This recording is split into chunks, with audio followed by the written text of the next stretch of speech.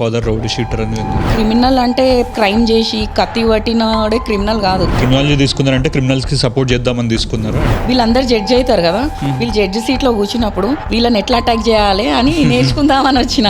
Divorce అనేది చాలా fashion trend లెక్క అయిపోయింది. ఒక డైవర్స్ ఇచ్చిన అమ్మాయిని ఏదో ఒక డార్క్ గా షూట్ చేస్తుంటారు అనమాట. ఎట్లాంటి రీజన్స్ డైవర్స్ కేసెస్ లో అసలు మ్యాటర్ లేదు అబ్బాయికి అని చెప్పేసి కావాలని బ్లేమ్ చేస్తుంటారు. డైవర్స్ లో మెయింటెనెన్స్ అని కాన్సెప్ట్. ఇంత బ్యాగ్ లో చిల్లర తెచ్చిండు, బ్యాగ్ పట్టుకొని వచ్చిండు, ఇట్లా పోసిండు, కోర్టులో తీసుకోమని చెప్పిండు. నా కాలు పని చేస్తలే ఏది పని చేస్తలే అన్నా కూడా అయినది కోర్టు. కంపల్సరీ మెయింటెనెన్స్ అనేది హస్బెండ్ వైఫ్ కి ఇవ్వాల్సిందే. ఒక 4-year-old చైల్డ్ ని మర్డర్ చేశారు. బాబుని చంపిన తర్వాత ఆమెకు ధైర్యం రాలేదు, భయం వేసి వెళ్ళిపోయింది. 498 కేసెస్ లో మొత్తం ఇట్లా ఇల్లు నుంచి మొత్తం మరిది మీద అందరి మీద 498 కేసులు పెడుతుండే అనమాట.